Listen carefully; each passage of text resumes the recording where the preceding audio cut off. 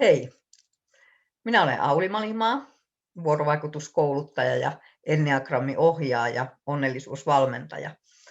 Ja tervetuloa kuuntelemaan nyt tämmöistä verkkoluentoa siitä 9 erilaisesta, mutta yhtä upeasta persoonallisuustyypistä.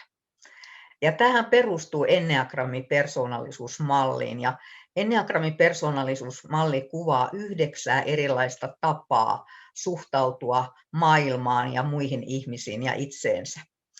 Ja sitä kautta me tutustutaan hyvin itseemme, mutta samalla myös saadaan työkaluja siihen meidän vuorovaikutukseen. Ja tosiaan tämän luennon nimi on Erilaiset ja yhtä upeat tyypit koulussa. Eli pyrin tässä tuomaan vähän sinne koulumaailmaan näkökulmaa myös tässä tämän mallin avulla. Enneagrammin malli on, siinä yhdistyy ikiaikainen ihmistuntemus niin kuin moderniin psykologiseen tutkimukseen, ja 70-luvulta asti on tutkittu sitä, ja varsinkin Amerikassa useissa yliopistoissa opetetaan myös tätä mallia.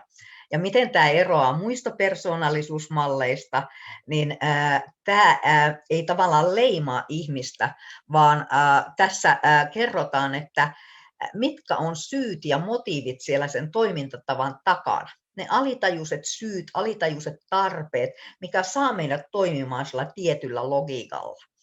Ja sitten kun me tiedostetaan ne omat toimintamme taustalla olevat syyt, niin meidän on helpompi vapautua ikään kuin siitä automaattisesta toimintatavastamme.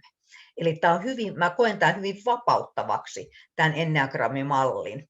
Et esimerkiksi mä olen hyvin semmoinen tehokas tyyppi itse olemassa, mutta kun mä oivalsin tämän ja opin tämän enneagrammimallin kautta sen asian, että se tehokkuus on mun automaatio, niin mä sitten opin ottamaan erilaisiin tilanteisiin paremmin toimivia toimintatapoja huomioon. Esimerkiksi tehokkuus on hyvä töissä, mutta ihmissuhteissa se ei aina toimi. Eli sillä lailla päästään niin kuin tavallaan laajempaan toimintatapojen kirjoon. Ja voi ajatella niin, että se oma enneagrammityyppi on vähän niin kuin uniformu, joka me joka aamu puetaan päälle, se sama uniformu. Eikä me tajuta ollenkaan, että me voitaisiin valita tosiaan toisenkinlaisia vaatteita päällemme. Se on niin automaattinen ja alitajuinen se meidän toimintatapa, ja se on eräänlainen selviytymisstrategia, joka me ollaan lapsuudessa omaksuttu itsellemme niin kuin toimivaksi, että miten me selvitään tässä maailmassa ja miten me voitaisiin olla hyviä ja kelpaavia. Ja nyt me käymme pikkuisen jokaista tyyppiä läpi sitten sen mukaan, että minkälaisia heidän vahvuutensa on ja mikä on se motivaatio heidän toimintansa taustalla ja miten heidän kanssaan olisi helpompaa sitten toimia yhdessä. Lähdetään tästä liikkeelle. Eli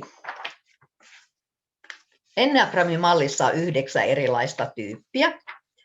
Ja me puhutaan enneagrammityypeistä, ja se tarkoittaa 9 erilaista selviytymisstrategiaa.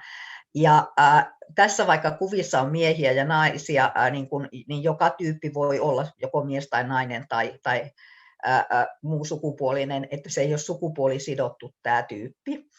Ja nämä on ympyrän kehällä nämä tyypit, sen takia yleensä esitetään, että kaikki tyypit on ihan yhtä hyviä.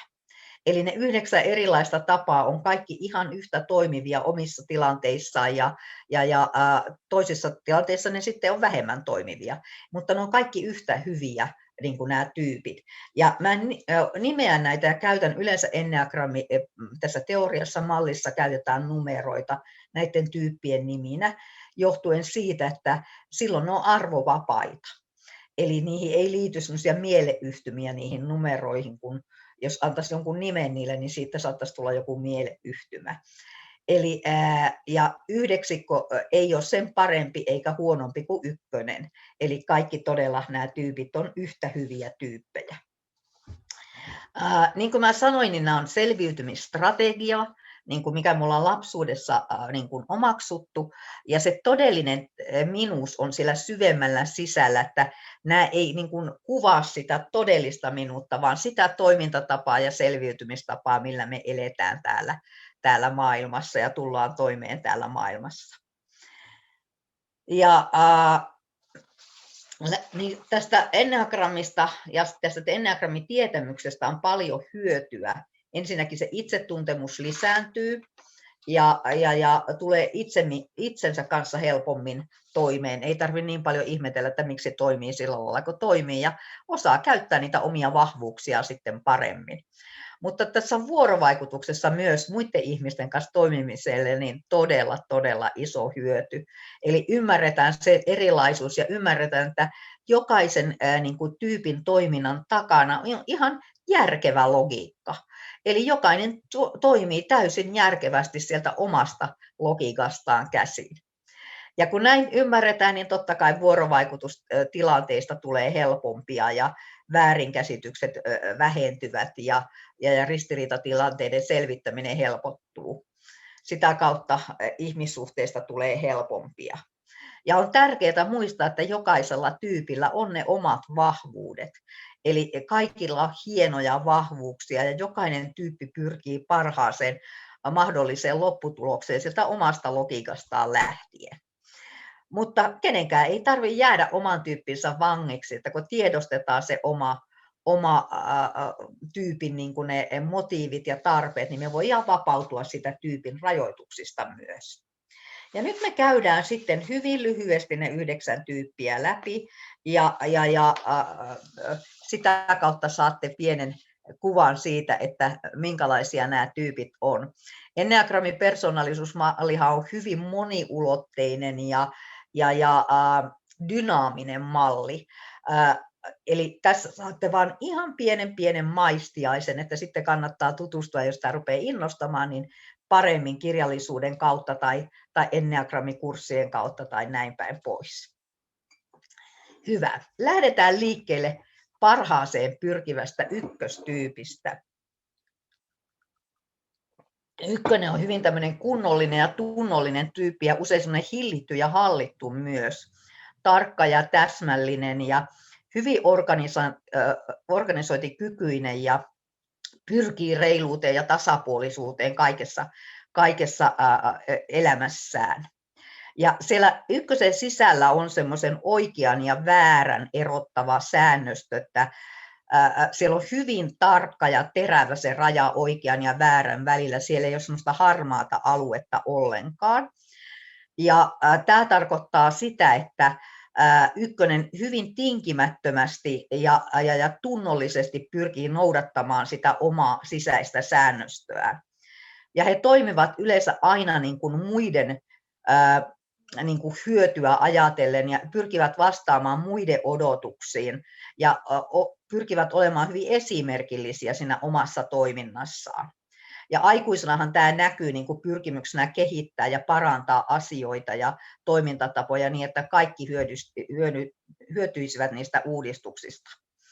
Ja lapsena se esimerkillisyys on ehkä semmoinen, että he haluavat toimia niin kuin hyvin esimerkillisesti. Heitä motivoi asioiden tekeminen oikein ja he yleensä näkevät ihan automaattisesti virheet ja pyrkivät löytämään niin kuin parannusehdotuksia niihin virheisiin. Tässä lopputulos sitten, mitä he hakevat, niin on se täydellinen ja virheettömästi tehty suoritus. Ja he pyrkii koko ajan parantamaan niin kuin itseään ja sitä toimintaansa ja omaa ympäristöään ja asettavat itselleen niin kuin korkeita tavoitteita ja ihanteita, eli täydellisyyttä. Ja meistä kaikkihan tietää, että sitä täydellisyyttä on liki mahdoton saavuttaa, niin se näkyy esimerkiksi pienillä ykkösillä siinä, että he turhautuvat tosi herkästi, jos he eivät onnistu siinä, mitä he ovat tekemässä. Voivat repiä piirustuksensa tai itkeä ja raivota, kun eivät onnistu jalkapallossa tekemään sitä pomputteluennätystä, mitä he itseltä vaativat. Ja he saattavat olla hyvin vaativia itseään kohtaan. Aikuisilla taas tämä näkyy semmoisena, tai ei se oikeastaan välttämättä näy, mutta se tuntuu siellä sisällä sisäisenä kriitikkona. Eli siellä on hyvin vahva ja ankara kriitikko siellä sisällä, joka sanoo, että miten pitäisi toimia ja mikä on oikein toimittu. Ja he eivät halua sinne väärän puolelle ja pahan puolelle lipsahtaa. Ja ykkönen arvostaa sitä, että me muut ymmärretään, että tarkkuus ja laatu on ykköselle tosi tärkeä asia.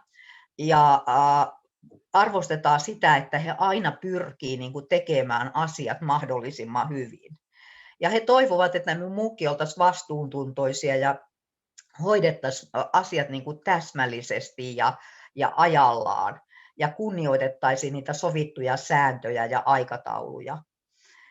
Ja ykkönen pyrkii tekemään parhaansa ja on aina oman itsensä ankarin kriitikko, vaikka joskus tuntuu, että se saattaa muillekin osoitella niitä virheitä, mutta täytyy muistaa, että siellä sisällä on se kaikista ankarin kriitikko sisällä. Ja sen takia ulkopuolinen kritiikki on ykköselle todella musertavaa, koska hän on jo kritisoinut itsensä valmiiksi. Mikä helpottaa ykköstyyppiä, niin on rentoutuminen ja leikkisyys. Ja se on parasta vastalääkettä sille ykkösen kriittisyydelle. Ja mulla eräs pieni jalkapalloilija poika, niin heidän perheensä otti yhteyttä ja kysyivät, että mitä he tekevät, että kun aina harkkoihin mennessä niin kuin itkettää ja harkkoihin kun tullaan pois, niin itkettää ja se turhautuminen on todella voimakasta, että pitääkö heidän lopettaa tämä jalkapalloharrastus. Ja eilen neuvoksi annoin sitten, että kannattaa autossa matkalla sinne peleihin ja harkkoihin, niin harrastaa ihan pieruhuumoria. Eli mahdollisimman paljon naurua, niin se rentouttaa sitten sitä ykkösen kriittistä mieltä. Ja pikkupojallehan se pieruhuumori oli ihan niin kuin semmoista, niin kuin, miten mä sanoisin, onnen omiaan, että hän innostui tästä ajatuksesta tosi paljon. Hyvä. Sitten mennään erilaiseen, mutta yhtä hyvään tyyppiin, eli lämmin ja avulias kakkostyyppi. Nämä tyypit on todella huomaavaisia ja auttavaisia ja ystävällisiä ja kannustavat aina muita ja myötätuntoisesti ovat mukana muiden elämässä. Saattavat olla myös hyvin anteliaita ja toivovat läheisyyttä. He ovat niin kuin tunnollisesti aidon ihmisläheisiä ihmisiä. Ja heillä on tarve olla olemassa muita varten, ja siellä sisäisenä sääntönä onkin semmoinen muista välittäminen. Ja kakkostyyppi ymmärtää todella hyvin muiden tarpeet ja toiveet ja tunteet, ja hän pyrkii täyttämään ne toiveet ja tarpeet jo ennen kuin niitä ilmaistaan ääneen. Ja miksi tässä ykkönen kantaa kahvikuppeja, ei kun kakkonen kantaa kahvikuppeja tarjottimella, niin ei sen takia, että kakkoset aina tarjoilisivat mulle kahvia, vaan sen takia, että kädet on sydämen jatke. Eli kakkosella tämä niin kuin toteutuu hyvin tämmöisenä konkreettisina niin kuin tekoina toisen auttamiseksi. Aikuisena saatetaan esimerkiksi viedä naapurin lapsia harrastuksiin tai hyvin semmoista konkreettista apua annetaan muille. Mutta haaste siinä on se, että kakkonen yleensä keskittyy muihin niin paljon, että unohtaa itsensä ja omat tarpeensa. Ja jos ajatellaan pientä kakkosta, niin hän saattaa esimerkiksi askarrella kortteja tai pieniä lahjoja ihan miellyttääkseen muita ja ilahduttaakseen toisia ihmisiä. Mutta saattaa myös antaa niin kuin jotain omaansa tai luopua jostakin itselleen tärkeästä sen takia, että muut hyväksyisivät hänet. Eli niin lähtee sitä kautta hakemaan sitä hyväksyntää ja rakkautta. Kakkonen ei yleensä näytä pahaa mieltä, vaan menee mieluummin piiloon suremaan, ja jos hänellä on paha mieli. Kakkosta taas motivoi tämmöinen avuliaisuus ja toisista huolehtiminen ja semmoinen kotoisa ja mukava ilmapiiri. Hänestä on ihanaa olla tarpeellinen ja hyödyllinen muille. Ja hän arvostaa sitä, että hänen panostaan arvostetaan. Eli muista kiittää, jos sulla ympärilläsi on kakkosia, niin heitä siitä heidän avustaan. Se kiittäminen on kakkoselle tosi tärkeää, että me muistetaan, että se tekee tosi paljon meidän eteen ja että me muistettaisiin kiittää, niin se on heille tosi tärkeää. Sitten tämmöinen henkilökohtainen huomioiminen, niin kuin ystävällinen tervehtiminen tai kuulumisten vaihtaminen on heille tärkeää. ja omista asioista, jos jakaa niitä omia asioita ja tapahtumia, niin he arvostaa sitä tosi paljon. Toki kun kakkonen muistaa meitä muita ja on erittäin hyvä esimerkiksi antamaan niitä lahjoja, niin kyllä hän arvostaa sitäkin, jos hänelle muistetaan lähettää synttärikortti tai ottaa hänet huomioon. Ylipäätään niin muiden ihmisten huomioiminen on hänelle tärkeää ja on tärkeää, että kakkosta autetaan silloin, kun hän tarvitsee apua, vaikka hän ei ikinä tule sitä pyytämään. Kakkoset eivät pyydä itselleen apua, koska siellä on se semmoinen sääntö, että ei saa olla itsekäs. Pitää olla aina epäitsekäs, niin he eivät tule pyytämään apua, mutta jos näet, että pieni kakkonen tai vähän suurempikin kakkonen tarvitsee apua, niin ihmeessä auta häntä. Ja vastalääkkeenä taas tälle jatkuvalle epäitsekkyyden vaatimukselle on ne hetket, jossa kakkonen kääntyy niin kuin tavallaan katsomaan sisäänsä ja oppii tunnistamaan niitä omia tunteita ja tarpeitaan. Ja siihen pieniä kakkosia kannattaakin rohkaista, että tunnistaa sen, että mitä mä nyt itse tarvisin ja minkälainen tunne minulla on sisällä. Sitten mennään seuraavaan tyyppiin, eli itseä kehittävään kolmoseen. Kolmoset on hyvin semmoisia tavoitteellisia, tehokkaita ja aikaa saavia tyyppejä ja hyvässä mielessä kunnianhimoisia, mutta myös innostavia ja vakuuttavia, saavat muutkin mukaan siihen toimintaan ja toisaalta hyvin semmoisia imagotietoisia siitä omasta, että minkälaisen vaikutuksen he tekevät muihin, niin he tietävät kyllä sen. Ja erittäin valovoimaisia useinkin. He ovat yleensä semmoisia vahvoja yksilösuorittajia, jotka eivät innostu juurikaan ryhmätöistä ja he asettaa automaattisesti itselleen kaikissa tehtävissään niin kuin tavoitteita. Ja ovat yleensä tosi nopeita niissä toimissa ja saavat paljon aikaiseksi. Ja siellä on semmoinen tietty halu olla paras niissä asioissa ja niillä elämäalueilla, mitkä sille kolmoselle on tärkeitä.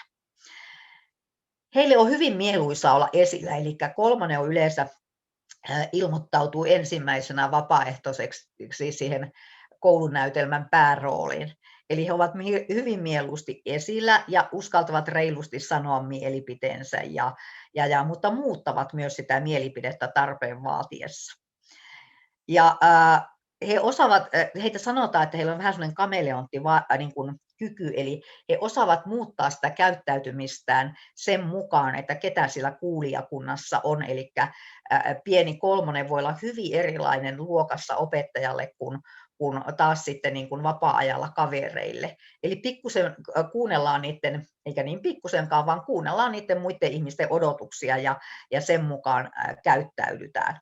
Mutta usein osaavat olla myös tosi viehättäviä ja kohteliaita ja säteileviä ja heille voi esimerkiksi pukeutuminen olla tosi tärkeää, että minkälaiset vaatteet on. Kolmonen janoaa positiivista palautetta. Ja se on vähän niin kuin se lapsi siellä koulun näyttämöllä, että äiti huomaa, minä olen täällä. Eli kolmoset niin kuin samaistuu hyvin pitkälle niihin omiin suorituksiinsa ja arvosanoihinsa ja janoavat sitä palautetta, että he tietäisivät sen, että he ovat hyviä ja kelpaavia. Ja heitä motivoi se, että he saavat suoritettua ne asetetut tavoitteet hyvin ja tehokkaasti ja se tunnustuksen saaminen siitä työstä myös motivoi heitä. Ja hän nauttii kovasti, kun hän saa hyviä arvosanoja tai voittaa kilpailussa tai sitten aikuisena pääsee uralla eteenpäin.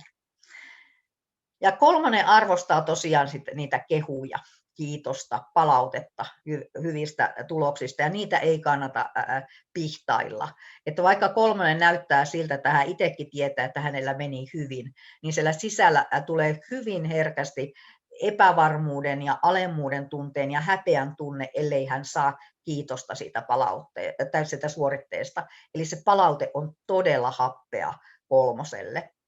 Eli ei kannata pihtailla kehuissa. Ja aina kannattaa kiittää ja kehua, kun siihen on aihetta. Ja sitten kannattaa myös kehua kolmosta niin kuin ihmisenä, ei pelkästään hänen suorituksia. Niitä suorituksia on helppo kehua, mutta kannattaa kolmoselle sanoa myös, että ihanaa, että olet se, joka olet, tai että sä oot tosi hyvä tyyppi, tai näin, että koska se samaistuminen niihin suorituksiin on kolmosella koko ajan vaarana.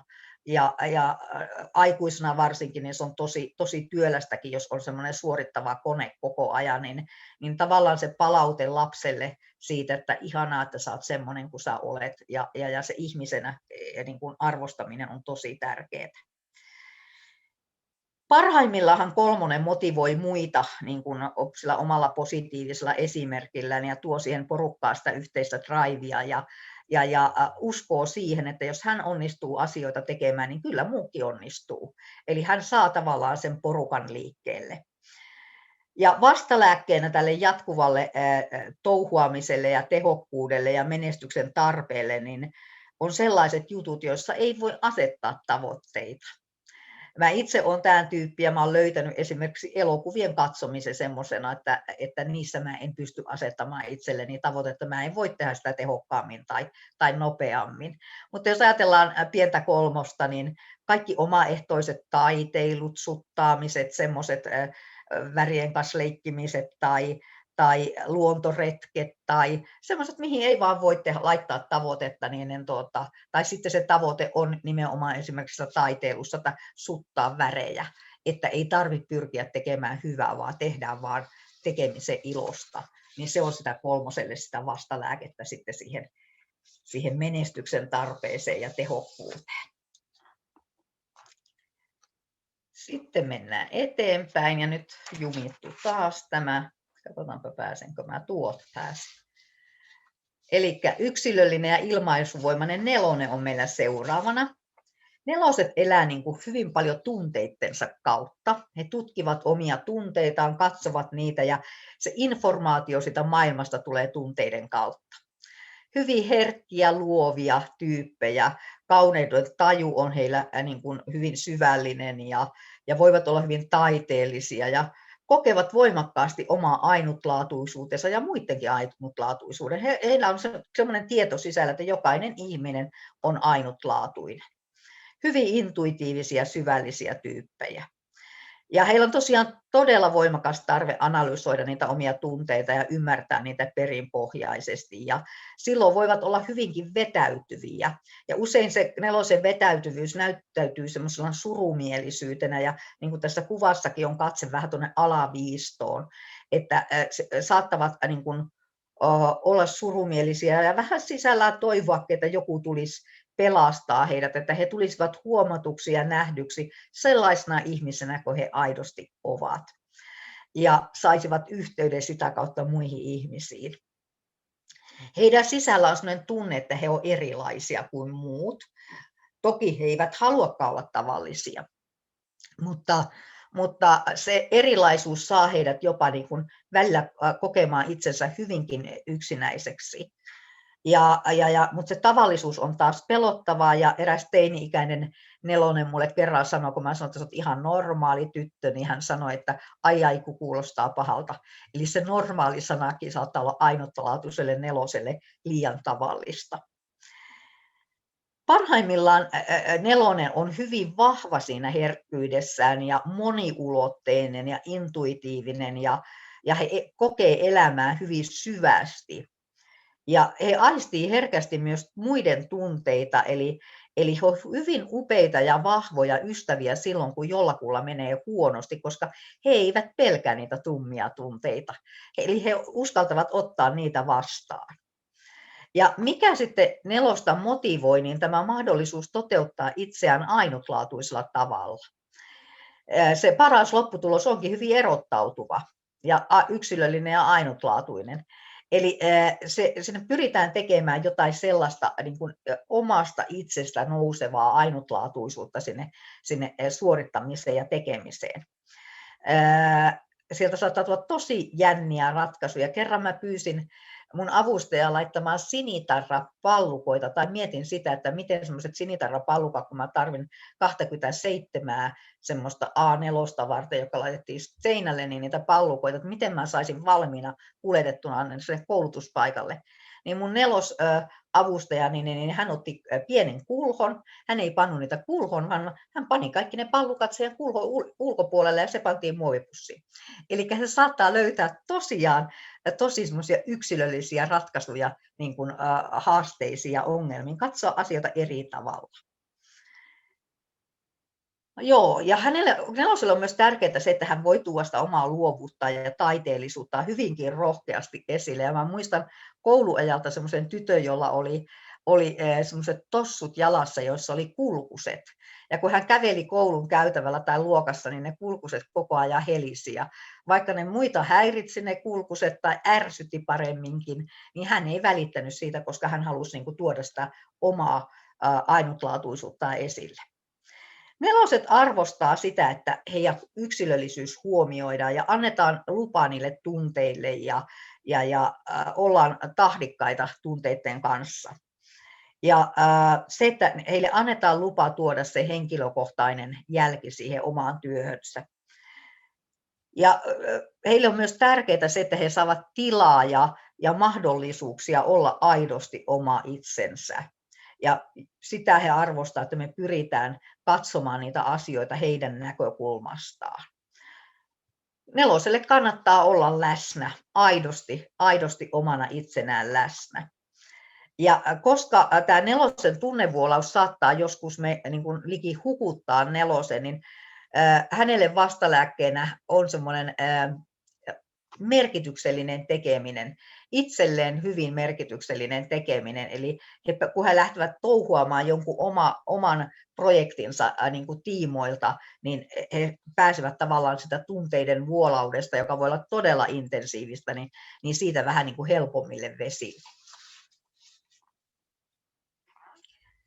Ja jälleen siirrytään erilaiseen tyyppiin. Nyt on itsenäinen ja tarkkanäköinen viitonen meillä tarkastelun kohteena, ja nämä on taas sitten erilaisia, siinä mielessä nämä on hyvin älyllisiä ja tutkivia ja pohtivia ja perehtyneitä tyyppejä, mutta samalla hirvittävän huomiokykyisiä ja oivaltavia. Heille on tärkeää objektiivisuus ja he ovat todella kiinnostuneita erilaisista asioista ja he ovat parhaimmillaan todellakin avarakatseisia ja suvaitsevaisia, itsenäisiä ja vaatimattoman älykkäitä ihmisiä. Katsovat asioita uusin ja oivaltavin silmin ja ehkä näistä enneagrammityypeistä ajattelultaan valppain ja uteliain ja pohdiskelevin.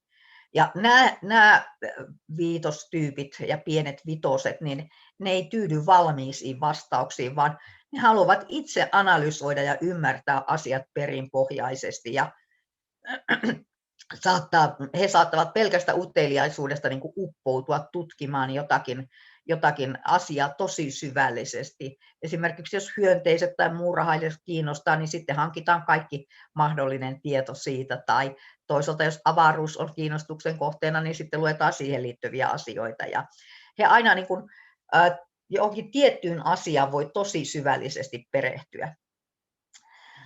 Vitoset viihtyy paljon paremmin oman mielensä ja omien ajatustensa kanssa kuin sosiaalisissa tilanteissa, joissa he yleensä eivät ole kotonaan, mutta niissäkin he onnistuvat tekemään tosi tarkkoja huomioita. Ja mä muistan, kun eräiden sukujuhlien jälkeen tämmöinen pieni viitonen seuraavana päivänä, miten hän imitoi joitakin vieraita. Eli hän oli tehnyt todella tarkkoja havaintoja ihmisistä siellä juhlissa. Eli he ovat semmoisia huomion tekijöitä ja tarkkailijoita siellä niin kuin sosiaalisissa tilanteissa. Paljon informaatiota menee ikään kuin heidän läpitteen, vaikka he eivät niin kuin, vaan seisovat ja katsovat, niin he imevät sitä informaatiota itseensä. Heillä on yleensä hirveän hyvä kuivakas huumorin taju myös ja semmoinen oivaltava, terävä huumorin taju. Se, mistä vitonen nauttii, niin hän nauttii asiapitoisista keskusteluista ja asioiden ja ilmiöiden pohtimisesta toisten kanssa ja tavallaan uudenlaisten näkökulmien oppimisesta. Eli pienen vitosenkin kanssa niin kannattaa ihan niin kuin aidosti keskustella ja pohtia asioita. He nauttivat semmoisesta. Vitonen tosiaan, hänen sisällään on valtavaa arkistotietoa. He muistavat aivan älyttömästi asioita ja he arvostavat tai heitä motivoi se, että he saavat syvällisesti ymmärtää niitä asioita ja oppia uutta ja paneutua asioihin rauhassa ja perin pohdin. He eivät pidä tunteilmauksista, vaan asiallisuus on heille se juttu. Joku on sanonut jopa, että vitosille tunnekieli on vieras kieli, että heitä kannattaa mieluummin kysyä, että mitä hän ajattelee, kuin että mitä hän tuntee. He arvostaa sitä omaa tilaa ja vapautta ajatella ja pohtia, eli sitä kannattaa hänelle antaa ja olla hienotunteinen ja kunnioittaa sitä hänen yksityisyyttään. Eli kannattaa hänelle antaa aikaa niin kuin valmistautua kysymyksiin ja esityksiin ja näin, koska siellä pään sisäisessä arkistossa, kun vitoset ovat kuvanneet näin, että kun siellä lähtee se kirjastonhoitaja juoksemaan ja etsimään niitä vastauksia ja otetaan kaikki asiaan liittyvät tiedostot auki, niin siihen menee jonkun verran aikaa. Että heillä on niin valtavasti sitä tietoa ja he haluaa katsoa kaiken, mikä liittyy siihen kysymykseen ennen kuin he antavat vastauksensa. Eli kannattaa heille antaa sitä aikaa vastata, että siinä mielessä tuntiaktiivisuus on esimerkiksi erittäin huono mittari vitosen niin kuin, tiedon määrälle tai sille, mitä hän on omaksunut ja oppinut. Koska tunnilla kysymykset usein tulee nopeasti, niin se ei ole se keino, millä he osoittavat sitä omaa valtavaa tietomääräänsä. Hyvä, mutta miten viitosen sitten sitä aktiivista mieltä ja herkästi eristäytyvää toimintatapaa voisi helpottaa, niin häntä rentouttaa tämmöinen yhteyden saaminen omaan kehoon. Eli kaiken näköinen liikunta, urheilu, ulkoilu, kehon kanssa niin kuin toimiminen, niin on se, jolloin siellä ne aivot pääsevät hetkeksi lepäämään, kun siellä muuten on jatkuva ajattelu menossa. Niin siihen kannattaa pientä vitosta kannustaa. Sitten mennään kuutostyyppiin. Eli kuutonen on tämmöinen hyvin luotettava ja uskollinen kaveri. Sitoutunut ja vastuuntuntoinen, velvollisuuden tuntoinen ja myös hyvin tunnollinen, sinnikäs ja osallistuva. Mutta myös tämmöinen mukava ja turvallisuuden hakuinen. Jos neloset ei tykkää olla tavallisia, niin kuutosille taas semmoinen niin kuin lämmin tavallisuus on ihan kiva olotila. Ja kuutonen on parhaimmillaan todellinen tiimipelaaja ja se porukan luottohenkilö. Mutta hän ei yleensä halua olla johtoasemassa, eli ei ole mikään luokan kingi, vaan mieluummin on siellä porukassa mukana. Ja hän omistautuu syvästi asioille ja ihmisille, joihin hän itse uskoo. Ja usein yleensä ovat semmoisia hauskoja ja mukavia ja miellyttäviä kanssakulkijoita, mutta myös hyvin tunnollisia ja velvollisuuden tuntoisia. Ja heidän se sisäinen säännöstö perustuu tämmöiseen turvallisuuden ylläpitämiseen.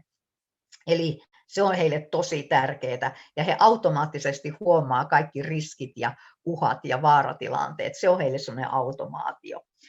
Ja heitä motivoi luottamus ja varmuus asioista ja he haluavat olla luottamuksen arvoisia ja sen takia he varmistelevat asioita ja turvaavat niitä asioita. Ja he saattavat varmistaa jopa asioita, jotka he tietävät jo, esimerkiksi läksyt. He voivat kysyä niin kuin jo toisi kertaan tai kolmanteen kertaan vielä varmistaakseen, että tosiaankin he tietävät, että nämä läksyt on nämä. Eli varmistelevat asioita, jotka on jo ikään kuin varmojakin, jotta he voivat olla ihan varmoja. Ja yleensä he näkevät tosiaan ne asiat, missä asiat voivat mennä pieleen, ja silloin heidän tämä aktiivinen mieli saa heidät niin kuin luomaan semmoisia, tai se mieli luo niin kuin semmoisia katastrofifantasioita sinne pään sisälle. Sanotaan, että kuutonen yleensä pelkää pelkoa. Eli hän tsekkaa niitä tilanteita, missä joutuisi voisi joutua pelkäämään ja niin kuin automaattisesti näkee niitä asioita ja silloin sinne lähtee tämmöiset katastrofifantasiat liikkeelle. Kuutonen arvostaa sitä, että me ollaan johdonmukaisia ja pidetään lupaukset ja pohditaan niitä erilaisia vaihtoehtoja ja mahdollisia ongelmia hänen kanssaan. Miksi tässä on noin 2 kättä tässä kuvassa ja nuo kysymysmerkit, niin kuutoset yleensä pohtii, että asia voi olla joko tai toisaalta asia voi mennä näin, ja usein siinä kädet vieressä heiluu, kun he pohtii niitä ja punnitsee niitä asioita. Eli he toivovat meiltä muilta luotettavuutta myös, että pidetään sanamme ja ollaan johdonmukaisia. Ja jos tuntuu, että pieni kutonen epäilee paljon ja kyseenalaistaa paljon, niin se johtuu siitä tarpeesta varmistua. Hän varmistelee sitä, että kaikki on huomioitu eikä missään mene pieleen asiat ja turvallisuus on huomioitu ja meillä kaikilla on turvallinen olo. Hän sitoutuu yleensä voimakkaasti niin kuin työhön ja ihmissuhteisiin ja niin kuin sitä kannattaa arvostaa ja itsekin kantaa se oma kortensa kekoon sitten siinä. Vastalääke sille kutosen herkästi pelkoon keskittyvälle aktiiviselle mielelle on opetella rauhoittamaan sitä mieltä esimerkiksi mindfulness-harjoitteiden avulla. Eli se, että uskalletaan vaan olla esimerkiksi kehon kanssa ja kuunnella hengitystä tai kun on liikkumassa, juoksemassa, niin kuuntelee sitä omaa hengitystä ja näin, niin se on semmoista vastalääkettä sille kuutosen herkästi epäilevälle mielelle. Yleensä ovat tosi lämpimiä ja hauskoja, ihania ihmisiä. Sitten eloisa ja innostuva 7 on meillä täällä seuraavaksi. Eli 7 on hyvin semmoisia myönteisiä, iloisia, toivekkaita, optimistisia ihmisiä. Heissä on paljon leikkisyyttä ja ovat visionäärisiä ja idearikkaita. Ja sitten siellä on semmoinen vaihteluhalu olemassa myös ja monilahjakkuus usein tulee 7 näkyviin. Ja he tulevat yleensä paikalle sillä asenteella, että nyt se hauskuus alkaa. Minä saavuin ja hauskuus alkaa. Ja he tykkäävät ilahduttaa muita ja he ovat tosi hauskoja seura-ihmisiä. Mutta samalla myös hyvin aikaa saavia ja monilahjakkaita tämmöisiä yleistaitureita, jotka oppivat asiat nopeasti. Ja heidän mielensä on välillä semmoinen kuin ideoita pursuva popcornikone, eli siellä tulee koko ajan uusia ideoita, mutta he ovat myös hyviä yhdistelemään niitä kiinnostuksen kohteitaan hyvin luovasti yhteen joksikin uudeksi ja mielenkiintoiseksi. Ja yleensä elämä on 7:lle nautinto ja yleensä he ovat hyvin niin kuin kiitollisia, syvästi kiitollisia omista kokemuksistaan ja sitä elämästään. Heitä motivoi, kun he pääsevät suunnittelemaan uusia ja hauskoja juttuja. Ja esimerkiksi he ovat niitä teemajuhlia ihmisiä, että haluavat juhlia suunnitella ja sinne tulee joku hauska teema ja niin päin pois. 7 nauttivat innostavista ideoista ja mahdollisuuksista ja semmoista tekemisen meiningistä. Siellä on koko ajan sitä energisyyttä 7 toiminnassa. Ja 7 on tunteeltaan vähän kuin semmoinen vuoristorata, että ne tunteet liikkuu nopeasti reunasta reunaan. Mutta 7 arvostaa sitä, että innostut hänen ideoistaan ja hän toivoo meiltä muuta, että ole hauska ihminen, please, tuo sitä hauskuutta elämään. Ja annetaan hänen innostua ja ideoida ja kuunnellaan niitä hänen ideoitaan. Kaikki ideat ei ole tarkoitettu toteutettavaksi, mutta annetaan hänen ideoida. Ja ymmärretään se, että suunnitteleminen on hänelle hauskaa ja mieluisaa, ja eikä niuhoteta liikaa yksityiskohdista tai vaadita rutiineja, eikä panna rajoiteta liikaa niitä suunnitelmia, vaan annetaan hänelle se vapaus toteuttaa itseään, että vaikka se 7 toiminta saattaa näyttää meistä muista hauskanpidolta, niin kyllä he yleensä tuloksen kanssa maaliin tulevat ajoissa. Eli jotenkin kummalla tavalla he sitten saavat sen tehtävän tehtyä juuri sitten oikeaan aikaan ja maaliin pääsevät. Ja tosiaan ovat nopeita siinä omassa oppimisessaan.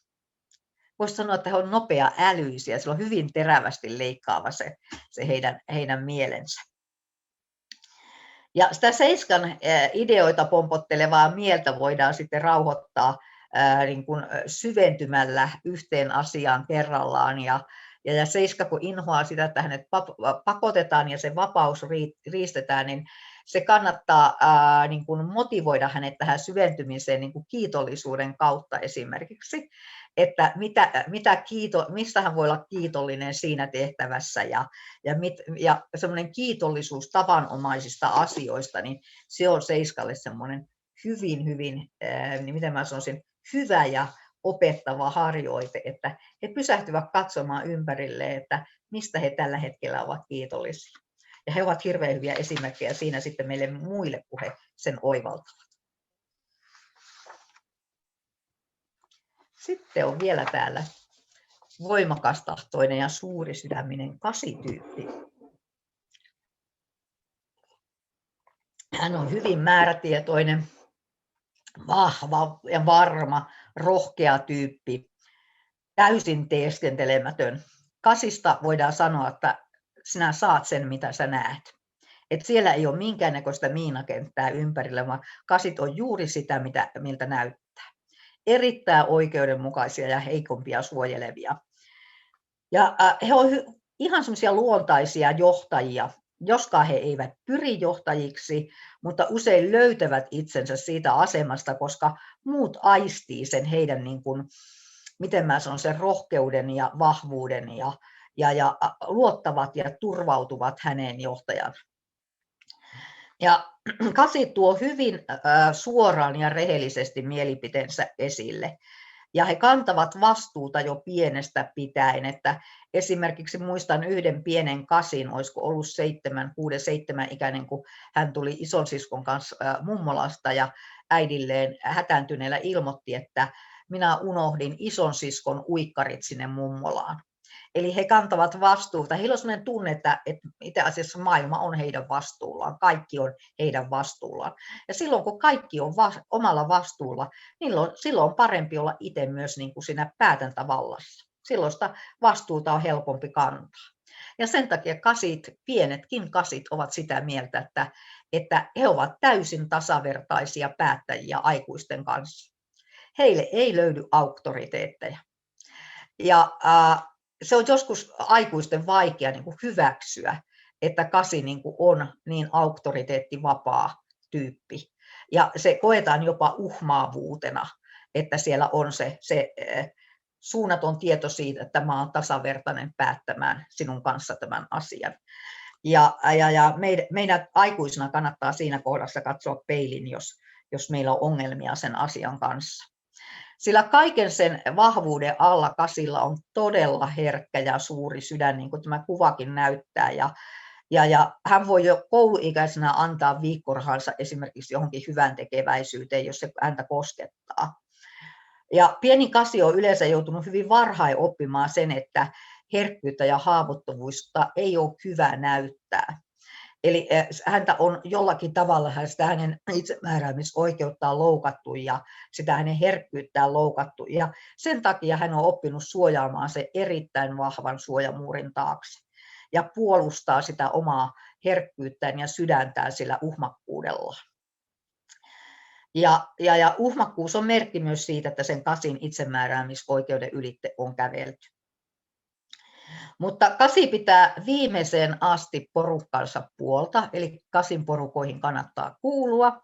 Ja koulun pihalla esimerkiksi saattaa puolustaa heikompia jopa itseään isompia vastaan. Eli hän ei katso, että kuka siellä on vastassa, jos tarvetta on puolustaa, niin hän kyllä puolustaa. Häntä motivoi, kun hän pääsee päättämään asioista ja se vastuun kantaminen on hänelle ihan luontaista. Ja arvostaa sitä, että kunnioitetaan sitä hänen itsenäisyyttä ja ei puututa hänen asioihin tai yritetä määräillä tai kontrolloida liikaa. Hän voi uhmakkuudesta tehdä jopa eri tavoin, kun sä kiellät tai käsket. Mä muistan yhden pienen 8, 4-vuotiaan, joka yritti koskea nokkospuskaan ja hänen äitinsä kielsi, että älä koske siihen.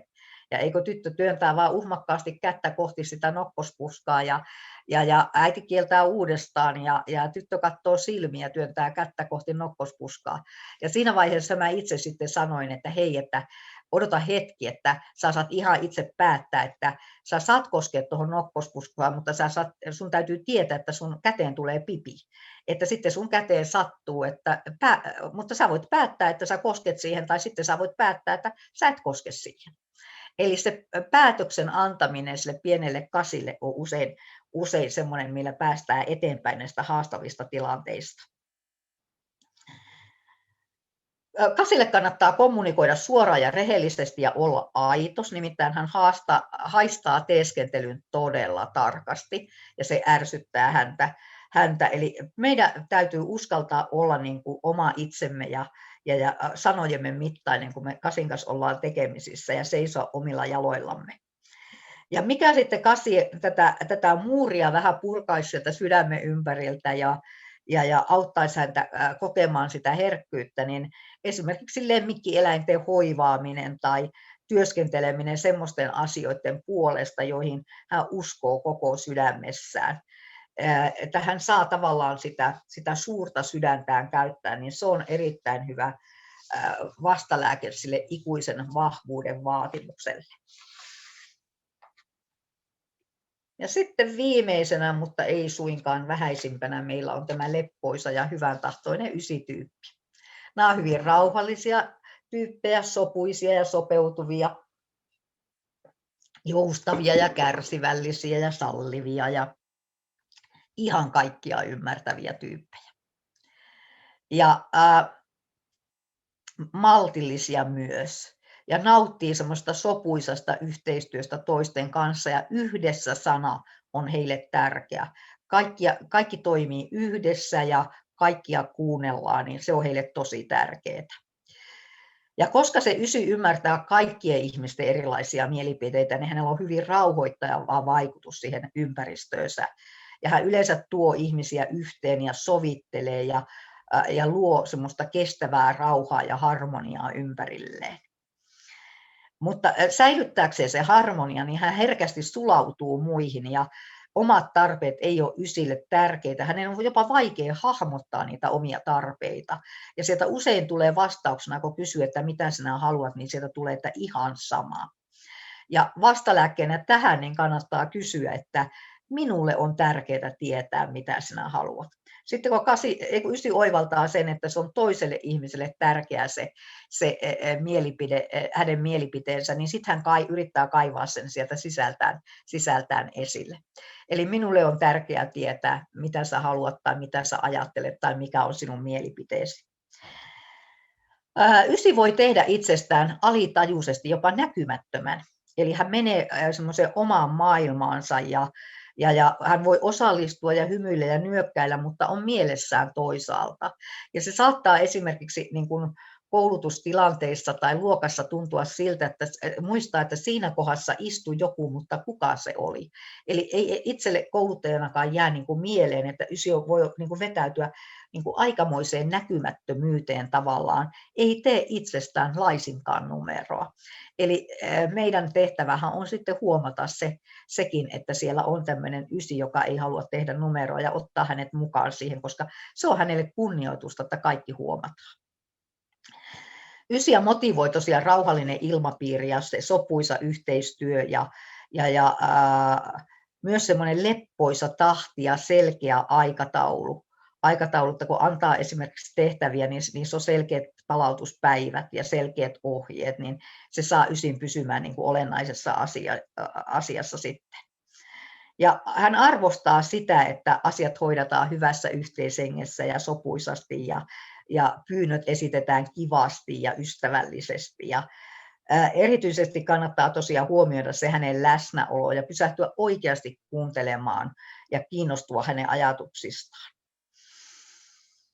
Ja tärkeää ysille on myös, että ristiriitoja ei korosteta, vaan pyritään näkemään asioiden myönteiset puolet ja löytämään kompromisseja ja ratkaisuja.